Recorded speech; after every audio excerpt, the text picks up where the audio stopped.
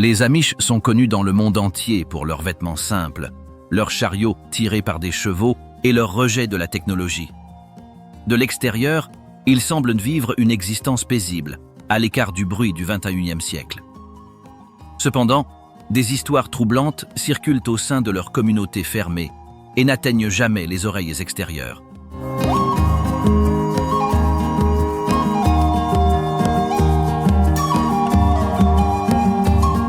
Derrière les règles strictes de l'Ordnung se cachent des histoires d'abus passés sous silence, de punitions invisibles et de tensions familiales rarement révélées.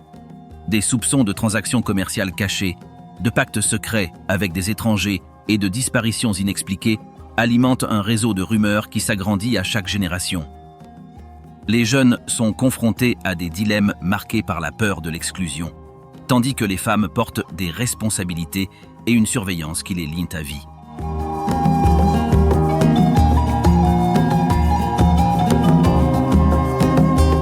Tout se passe sous une façade d'ordre qui semble intouchable. Quels sont donc les secrets les plus sombres que les Amish gardent jalousement du reste du monde? Bienvenue à Mundar, c'est parti!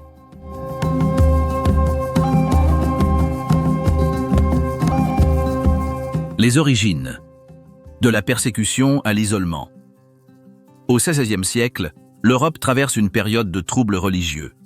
Différents mouvements réformistes apparaissent en réponse à ceux considérés comme des excès de l'Église catholique et des institutions protestantes officielles.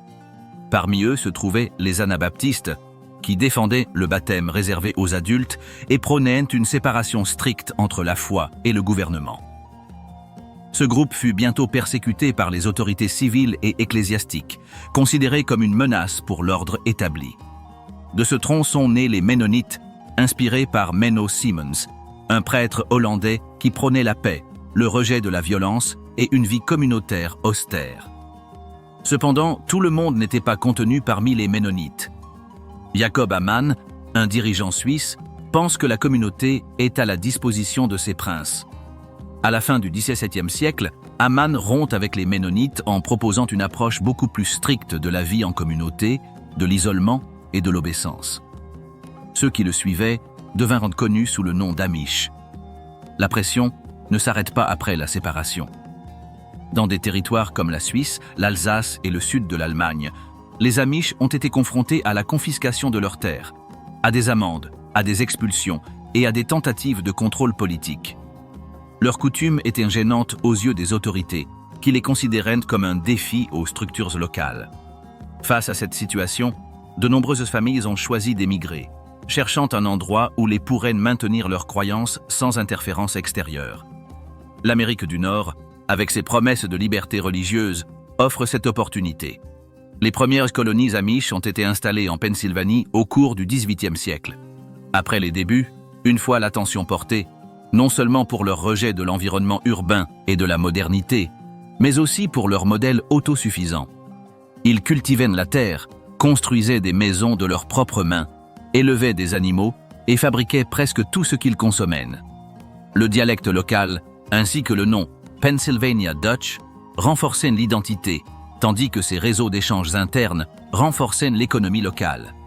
Les interactions avec les étrangers étaient minimes, permettant de maintenir une vie centrée sur son propre environnement. La séparation ne se produit pas après un choix interne. Les Amish étaient perçus comme un groupe étrange, démodé, et, dans certains cas, résistant à l'avancement social. Les mariages n'étaient célébrés qu'entre membres d'un même réseau, les visites extérieures étaient rares, et les activités tournaient toujours autour des rassemblements religieux locaux. Cet organisme fermé consolidait la loyauté envers son propre cercle, la superposant à tout intérêt extérieur. Dans la mesure où le pays est développé, les descendants de Jacob Ammann sont isolés.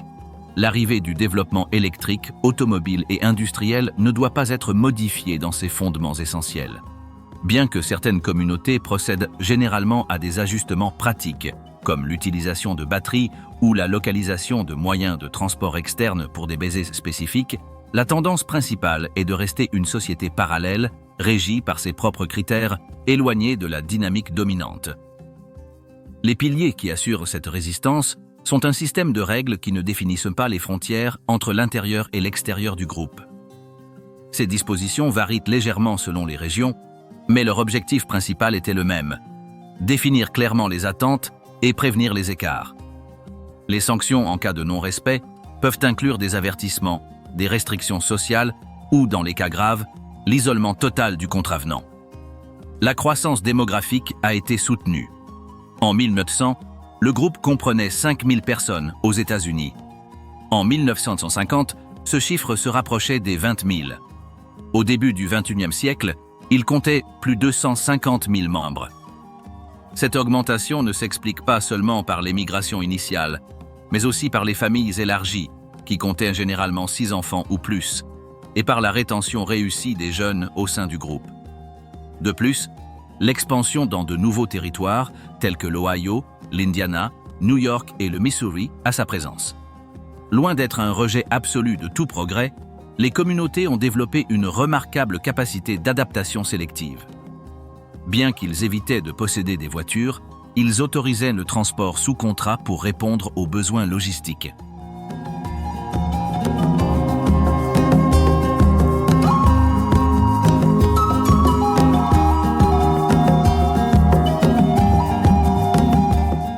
Les règles invisibles. Ordnung, punition et contrôle interne. L'ordnung est le système de règles qui régit la vie de ces groupes. Elle n'est pas formalisée dans des documents ni consignée par écrit, mais tous les membres la connaissent et l'appliquent. Chaque cercle Amish a sa propre version, les différences locales déterminant les aspects pratiques tels que les vêtements, l'utilisation des outils, la décoration intérieure et les technologies autorisées. Ces dispositions sont transmises oralement, renforcées par la tradition et les chefs religieux. L'évêque et les diacres sont responsables de veiller au respect de cette règle. Les membres doivent les accepter dès leur baptême. Contrairement à d'autres églises où les règles se concentrent uniquement sur les questions spirituelles, ici les normes couvrent tous les détails de la vie quotidienne. L'ensemble des règles définit comment vous devez vous habiller. Les femmes portent des robes simples au ton sombre, sans imprimé ni ornement. Aucun bouton ou fermeture éclair visible n'est autorisé. Les hommes portent des pantalons sobres, des bretelles, des chapeaux à large bord et des chemises unies. Les chaussures suivent un design fonctionnel, sans marquage ni éléments décoratifs. Le principe central est la modestie, évitant tout symbole de vanité ou de luxe. Les transports sont également réglementés. Les habitants de ces cercles n'utilisent pas de voitures particulières. Ils voyagent dans des calèches tirées par des chevaux, appelées bogies. Ils engagent parfois des chauffeurs externes pour parcourir de longues distances, par exemple pour des visites médicales ou des activités commerciales. Cette ressource n'est admissible que si elle ne compromet pas les valeurs internes.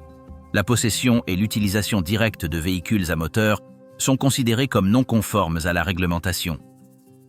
Dans le milieu domestique, l'utilisation de l'électricité raccordée au réseau public est interdite. Les familles utilisent des lampes à huile, des lampes de poche à piles ou des générateurs à essence pour des tâches spécifiques. Les cuisines fonctionnent au gaz ou au bois. Le mobilier conserve un style sobre et utilitaire. Les éléments décoratifs sont minimaux, évitant les photos de famille ou les grands miroirs. L'objectif est de maintenir une atmosphère simple, axée sur la famille et la foi. Le système réglementaire s'étend également à l'éducation. Les mineurs fréquentent les internats jusqu'à l'âge de 14 ans. Après cette période, ils abandonnent l'éducation formelle pour se consacrer aux travaux agricoles, artisanaux ou domestiques. Les collèges communautaires n'offrent pas d'enseignement supérieur, de matières avancées ou de formation technologique. Les matières enseignées portent sur la lecture, l'écriture, l'arithmétique de base, la religion et les principes moraux partagés. La vie sociale est soigneusement délimitée. Les activités comprennent des rassemblements religieux, des repas communautaires, des travaux collectifs tels que la construction de granges et des célébrations associées à des dates importantes. Les amitiés et les mariages naissent exclusivement dans le même environnement. Les interactions avec le monde extérieur sont minimales et strictement réglementées. Ce modèle renforce l'isolement culturel, protégeant le groupe des influences extérieures considérées comme dangereuses. Les sanctions en cas de non-conformité varient en fonction de la gravité. Des avertissements privés s'appliquent dans un premier temps. Si la personne persiste, elle est convoquée par les chefs religieux, qui décident des mesures à prendre. La sanction la plus sévère est l'excommunication, qui implique l'exclusion formelle de toutes les activités communautaires. Les personnes excommuniées ne peuvent pas partager de repas ni participer à des réunions sociales, et les membres de leur famille proche sont tenus de limiter leurs contacts. Le système n'est pas complètement homogène. Certaines communautés autorisent certaines utilisations de la technologie à des fins commerciales, comme les téléphones installés dans des cabines téléphoniques extérieures ou les machines agricoles fonctionnant à l'essence. D'autres sont beaucoup plus strictes, rejetant toute innovation jugée inutile. Les décisions sur ce qu'il faut accepter et ce qu'il faut rejeter sont prises collectivement, cherchant à maintenir l'équilibre entre tradition et survie économique. L'ordnung remplit une fonction identitaire. Elle définit qui appartient véritablement au collectif et qui s'est éloigné des valeurs fondamentales.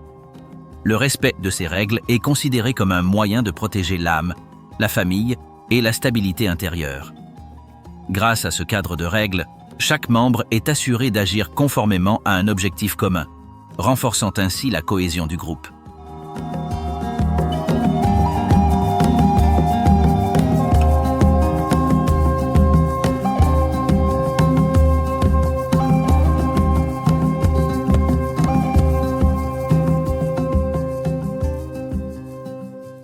La vie religieuse, hiérarchie, rite et pouvoir ecclésiastique. La structure spirituelle de ces communautés est organisée en districts locaux. Chaque district compte entre 20 et 40 familles, selon la taille des exploitations et la densité de population. Il n'existe pas de temple ou de bâtiment dédié exclusivement au culte.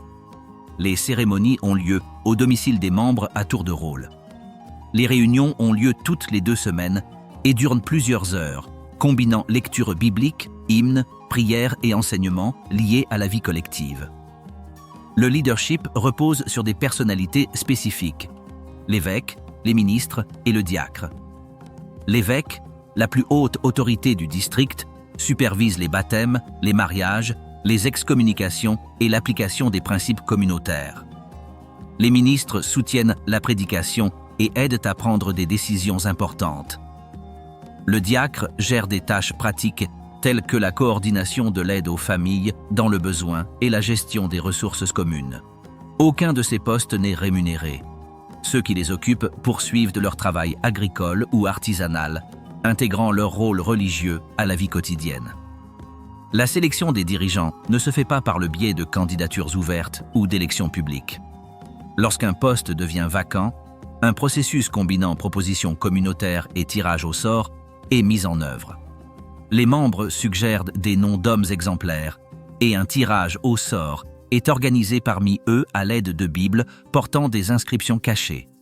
L'élu est assumé comme désigné par la volonté divine et occupe cette position à vie, sauf cas grave de santé ou de conduite. Le baptême représente l'un des moments les plus importants. Elle ne se produit pas pendant l'enfance, mais pendant l'adolescence, généralement entre 16 et 22 ans. Ce n'est qu'après ce rite qu'une personne devient membre à part entière, avec le droit de se marier au sein de la communauté, de participer aux décisions collectives et de prendre des engagements formels. L'acte implique d'accepter les principes du groupe, de se soumettre à l'autorité spirituelle et de s'engager dans le mode de vie établi. Les mariages ont lieu principalement en novembre et décembre, à la fin des récoltes. Les cérémonies ne se déroulent pas dans des temples, mais dans des maisons familiales, avec de longs rituels et des rassemblements qui durent toute la journée. Les mariés portent du bleu foncé ou du violet, évitant le blanc, car il est considéré comme une couleur de fierté. Les cadeaux sont pratiques, outils, textiles ou articles ménagers. Le mariage est pour la vie, car le divorce n'est pas autorisé. En cas de conflit grave, les couples peuvent se séparer de manière informelle, sans toutefois rompre le lien religieux. La Sainte Seine, célébrée 2 fois par an, est un événement central. Cela comprend les confessions, le lavement des pieds comme symbole d'humilité et le partage du pain et du vin. La préparation de ce rite peut durer des semaines, au cours desquelles les conflits internes sont réglés, les excuses présentées et les réconciliations encouragées. Seuls les membres baptisés peuvent participer pleinement à cette cérémonie. Le contrôle spirituel va au-delà des actes officiels. Les réunions disciplinaires, appelées Besprechungen, traitent des cas de non-respect du règlement intérieur. Cela peut aller de l'utilisation non autorisée de la technologie à des problèmes de comportement ou à des désaccords familiaux. Les sanctions varient en gravité, mais toutes visent à protéger la cohésion interne et à prévenir de nouvelles fractures. La formation religieuse commence dès l'enfance. Dans les écoles locales, la Bible occupe une place centrale, ainsi que les hymnes traditionnels et les récits historiques du groupe. Les familles réservent chaque jour un temps pour la prière, surtout avant les repas et à la fin de la journée. Les enfants apprennent que la responsabilité envers leurs parents fait partie de leur engagement spirituel. Les mères jouent un rôle clé dans la transmission des enseignements au sein du foyer. Les différences entre les communautés sont notables. Il existe des variantes telles que l'Ancien Ordre, le Nouvel Ordre et le Bichi Amish. Chacun interprète différemment les préceptes, l'ouverture technologique et les relations avec les personnes extérieures au groupe. Cependant, ils s'accordent tous à maintenir en leur cœur la centralité de la foi, du baptême des adultes, de la vie communautaire et du rejet de l'individualisme dominant. L'autorité religieuse maintient la cohésion du réseau interne. Les décisions ne dépendent pas de figures charismatiques ou de prédicateurs individuels.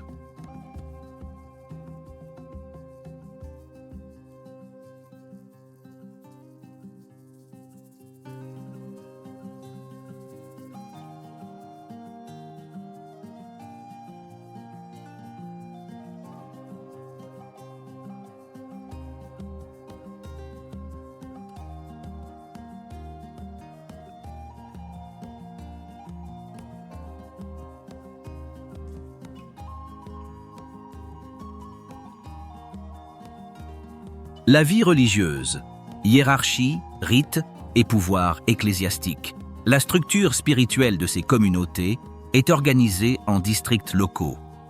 Chaque district compte entre 20 et 40 familles, selon la taille des exploitations et la densité de population. Il n'existe pas de temple ou de bâtiment dédié exclusivement au culte. Les cérémonies ont lieu au domicile des membres à tour de rôle. Les réunions ont lieu toutes les 2 semaines et durent plusieurs heures, combinant lecture biblique, hymnes, prières et enseignements liés à la vie collective. Le leadership repose sur des personnalités spécifiques: l'évêque, les ministres et le diacre. L'évêque, la plus haute autorité du district, supervise les baptêmes, les mariages, les excommunications et l'application des principes communautaires.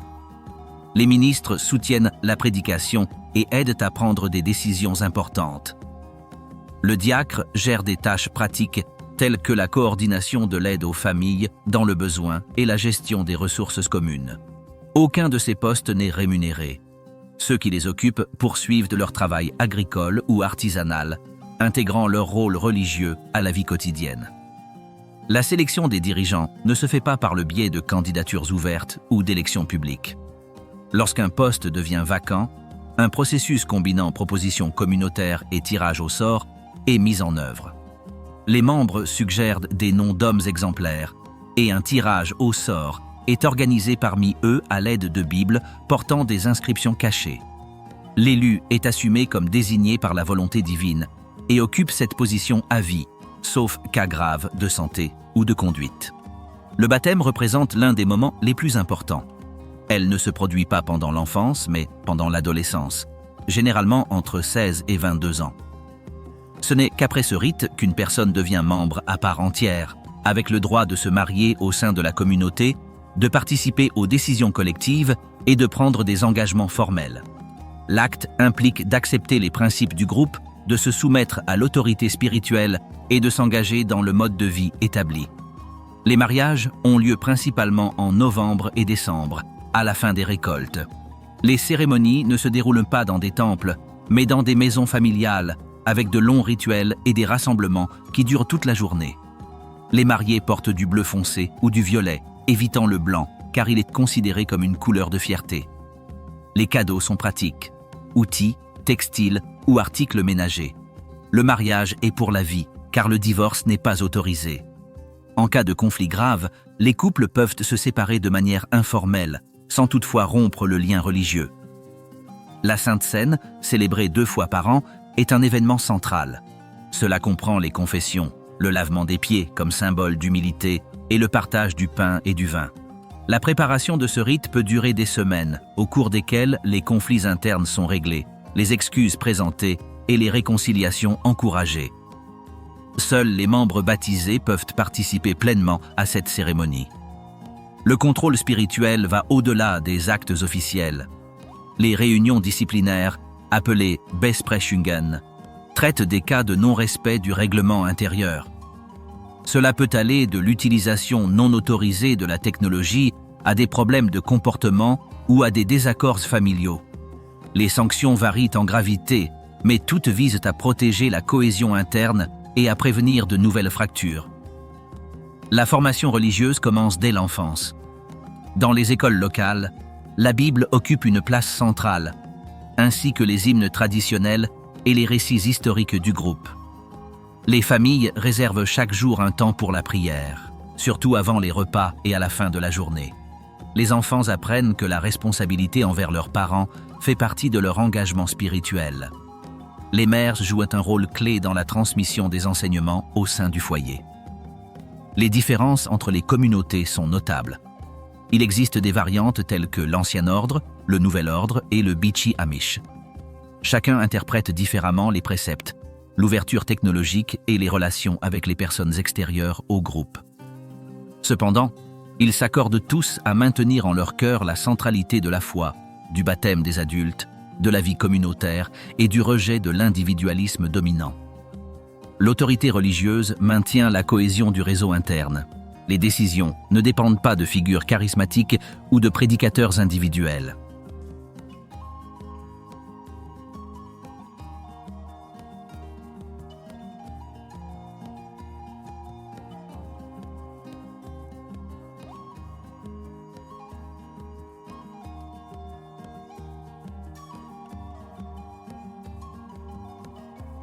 Femmes Amish. Règles, corps et obéissance. Les femmes de ces communautés vivent selon un ensemble de règles spécifiques qui déterminent chaque aspect de leur routine quotidienne. Dès leur plus jeune âge, ils apprennent à s'habiller, à se comporter et à travailler selon les normes définies par leur environnement. Les vêtements sont simples, aux couleurs sobres, sans décoration ni imprimés. Les fermetures utilisent des épingles ou des crochets, car les boutons et les fermetures à glissière visibles sont interdits car ils sont associés à la vanité. Les cheveux ne sont pas coupés et sont gardés rassemblés sous des bonnets blancs ou noirs, selon l'état matrimonial. Les bijoux ne sont pas autorisés, pas même les alliances. Le rôle de la femme est centré sur la famille. Les personnes responsables du foyer élèvent les enfants, entretiennent la maison, préparent les repas, font de la couture et prennent soin des personnes âgées.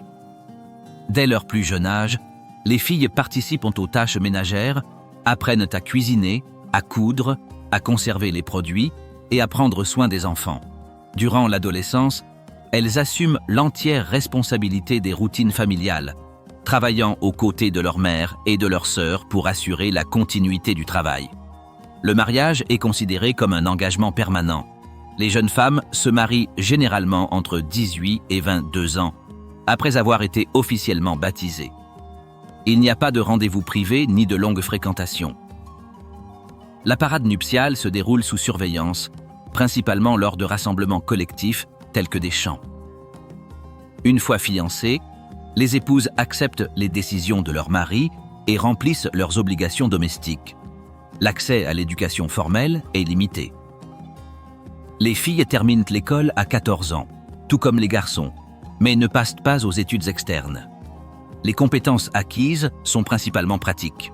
Cuisine, couture, jardinage, gestion du foyer et soutien dans les petites entreprises familiales. Les possibilités d'emploi en dehors du domicile sont rares et limitées à des espaces contrôlés, tels que les boulangeries ou les magasins communautaires. La santé des femmes est soumise aux dispositions du groupe. De nombreuses communautés limitent l'accès aux hôpitaux et aux médecins extérieurs, privilégiant les accouchements à domicile et le recours aux remèdes traditionnels. Les femmes plus âgées jouent le rôle de sages-femmes et transmettent leurs connaissances de génération en génération. Les décisions médicales importantes incombent aux maris, qui les prennent en consultation avec les dirigeants locaux. Les épouses doivent accepter ces décisions comme faisant partie de l'ordre familial établi. La sexualité féminine est vécue sous des règles strictes de discrétion. Les conversations sur des sujets intimes sont presque inexistantes à la maison et dans le milieu scolaire. La connaissance de la vie conjugale s'acquiert indirectement par l'observation et l'apprentissage silencieux. On attend des femmes qu'elles soient obéissantes, réservées et fidèles. Les démonstrations d'affection en public sont interdites et tout écart par rapport au modèle attendu peut entraîner de lourdes sanctions. Les tâches ménagères sont intenses. Les femmes au foyer se lèvent tôt pour préparer le petit déjeuner, s'occuper de leurs enfants et organiser les tâches de la journée. Les activités quotidiennes comprennent la cuisson du pain, la traite des vaches, le lavage des vêtements à la main, le repassage avec un fer chauffé au feu, la couture pour toute la famille et le maintien de la propreté générale. Les filles aînées collaborent à toutes ces tâches, garantissant que le cycle quotidien se poursuit sans interruption. Les femmes âgées ont de l'autorité dans la sphère privée, mais leur influence ne s'étend pas aux affaires générales. Les décisions religieuses, économiques et politiques sont prises par les hommes. Les femmes participent indirectement au conseil de famille, mais elles n'occupent pas de poste de direction et n'ont pas le droit de vote sur les questions concernant l'Église.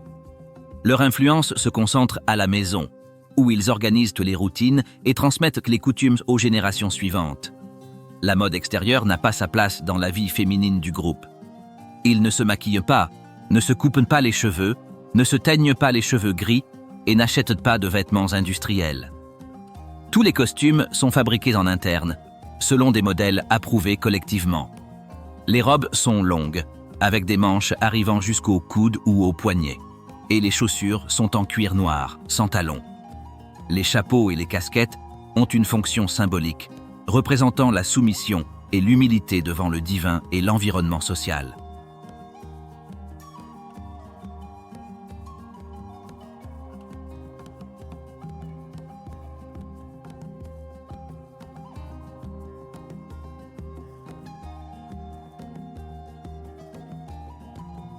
Hommes amish, travail, leadership et devoir.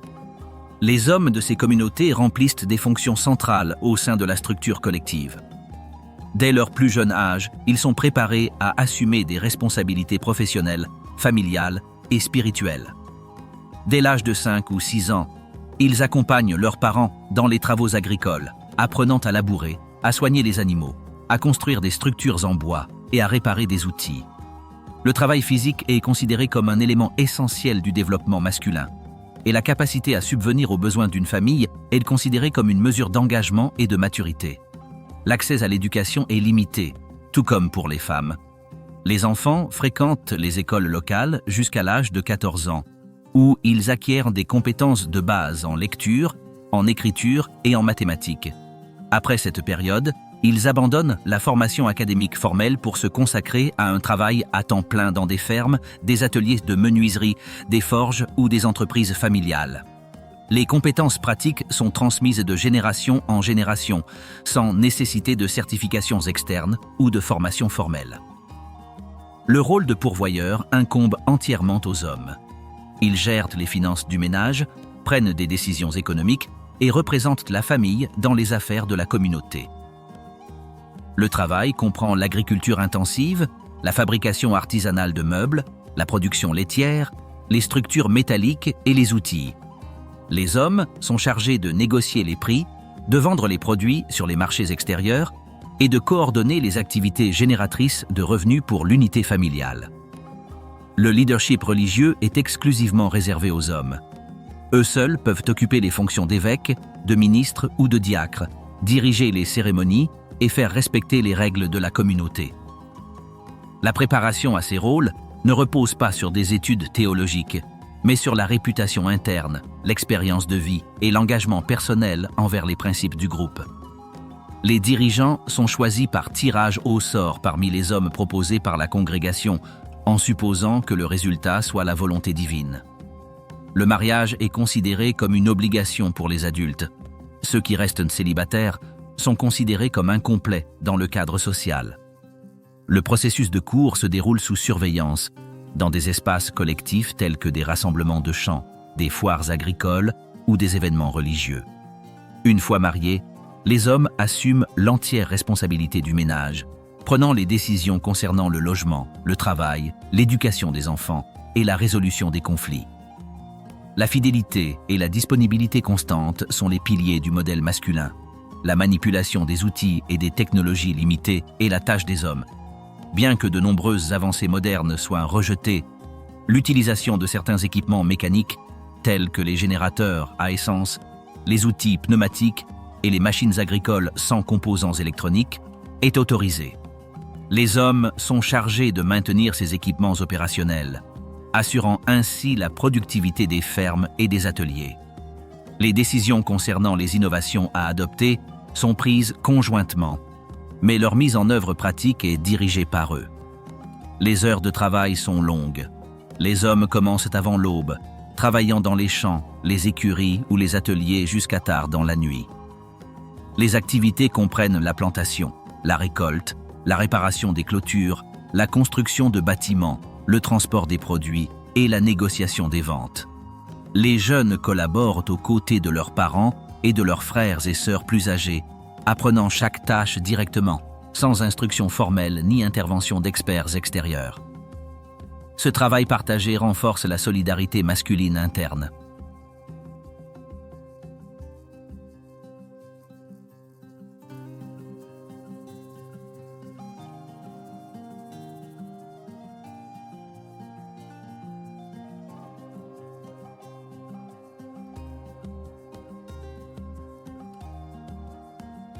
Abus et violence.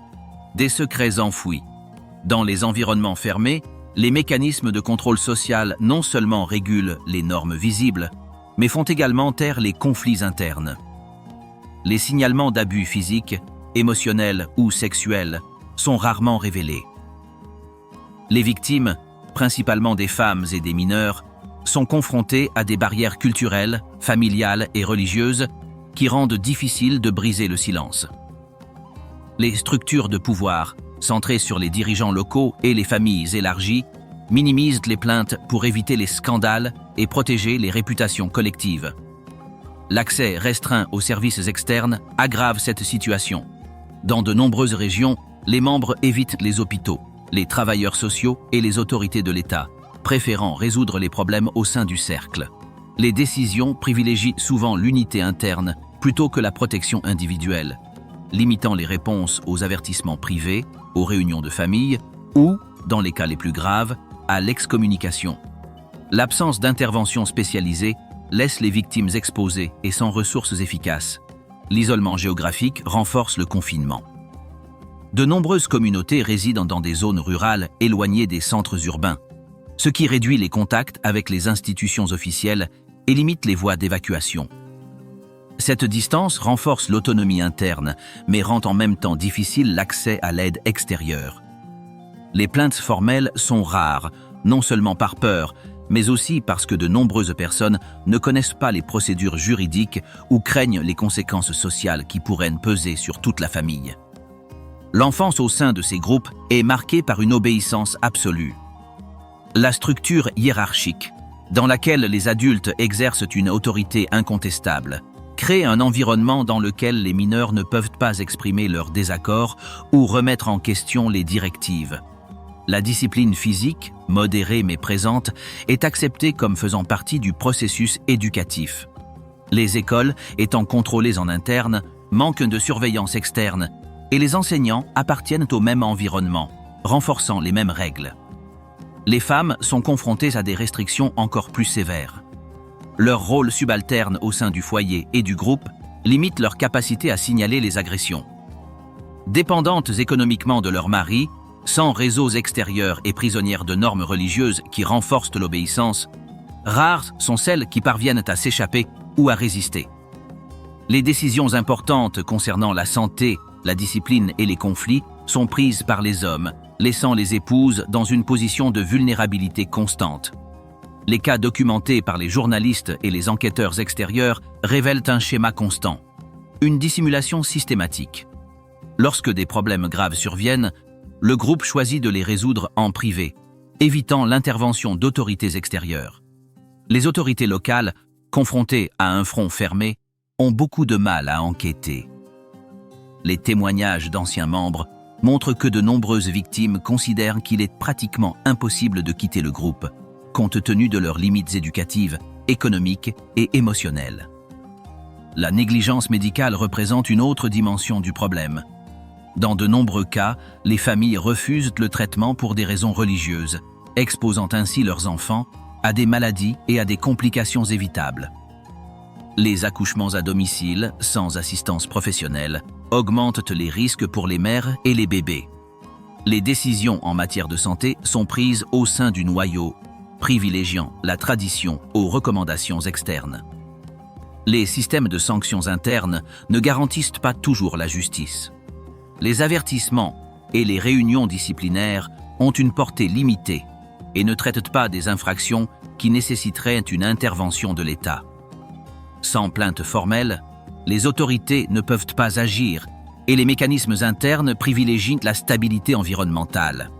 Ce fossé entre la justice communautaire et la justice étatique maintient de nombreuses victimes piégées dans une structure qui leur refuse des ressources et une véritable protection. Ceux qui parviennent à partir sont confrontés à des défis supplémentaires. Le manque d'expérience dans le monde extérieur, une éducation limitée et un manque de réseau de soutien rendent difficile la reconstruction d'une vie indépendante. Les témoignages d'anciens membres révèlent des schémas de solitude, de difficultés économiques et de difficultés à s'adapter à des environnements complètement différents. Des réseaux externes existent, mais ils ne parviennent souvent pas à répondre à tous les besoins émotionnels, juridiques et pratiques de ceux qui s'échappent.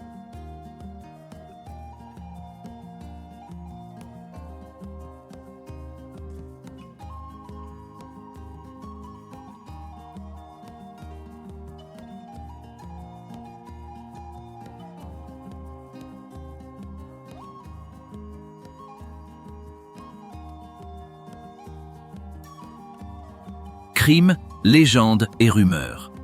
Le côté obscur.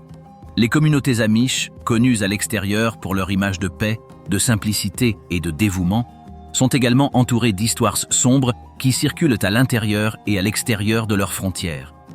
Même si beaucoup sont difficiles à vérifier, ils font partie de l'imaginaire qui entoure ces environnements clos. Les légendes locales, les rumeurs d'activités illicites et les soupçons de dissimulation alimentent une perception de mystère qui contraste avec l'image publique d'innocence. Certains rapports externes mentionnent des cas dans lesquels des membres individuels ont été impliqués dans des activités irrégulières, telles que le trafic de produits agricoles non déclarés, des violations de la réglementation du travail ou l'évasion fiscale. Ces pratiques ne découlent pas de décisions communautaires explicites, mais plutôt d'actions familiales qui cherchent à maintenir l'autonomie économique et à éviter l'intervention de l'État. L'isolement géographique et culturel rend le suivi officiel difficile, créant des espaces où certaines activités peuvent passer inaperçues. Les histoires de liens avec des réseaux de contrebande externes ou avec le crime organisé sont moins vérifiables, mais elles apparaissent dans les comptes rendus et les commentaires des médias locaux. Des cas ont été signalés où des intermédiaires extérieurs au groupe utilisent des fermes et des ateliers amish pour transporter des marchandises non enregistrées, profitant de la réputation d'honnêteté qui entoure ces communautés. La structure fermée et la méfiance envers les autorités extérieures permettent à certains mouvements économiques de se produire sans grande surveillance. Les légendes internes font également partie du tissu social.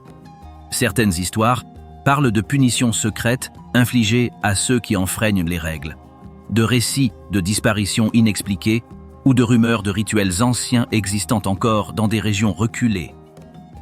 Ces récits, bien que dépourvus de preuves documentaires, renforcent la perception d'un monde où les règles visibles ne sont qu'une partie de la réalité. Le contraste entre la vie publique et les histoires cachées créent un espace de mystère qui alimente la curiosité extérieure. Les tensions entre le collectif et le monde extérieur ont également donné lieu à des rumeurs d'alliances inattendues. Il existe des histoires de transactions commerciales partagées entre les Amish et des groupes extérieurs qui, officiellement, ne sont pas alignés sur les valeurs traditionnelles. Des associations professionnelles qui transcendent les frontières éthiques aux accords informels visant à protéger les intérêts financiers. Ces histoires reflètent la difficulté de maintenir une séparation absolue dans un monde interconnecté. Même si elles n'impliquent pas toujours le crime organisé, elles montrent un côté moins idéalisé des interactions avec le marché extérieur. Les tensions internes constituent un autre terrain fertile pour les rumeurs. Dans les communautés où la vie privée est étroitement liée aux décisions collectives, tout conflit peut devenir un sujet de spéculation. Les conflits de leadership, les désaccords sur l'interprétation de l'ordnung ou les conflits familiaux alimentent les récits qui circulent de bouche à oreille.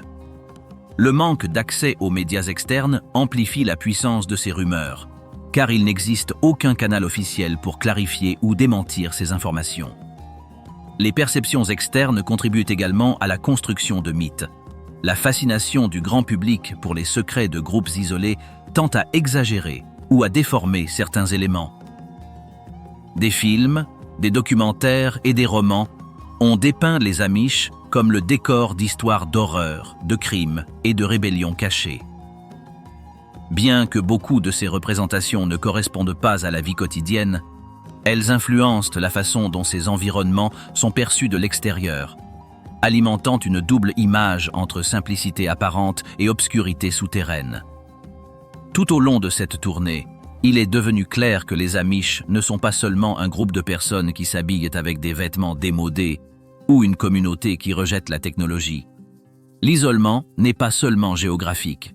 C'est une barrière émotionnelle, sociale et culturelle qui définit chaque membre. Les règles non écrites, les sanctions sévères, les histoires non racontées et les histoires enfouies montrent que sous l'extérieur tranquille, il existe un système complexe qui régule chaque étape, chaque décision, chaque relation.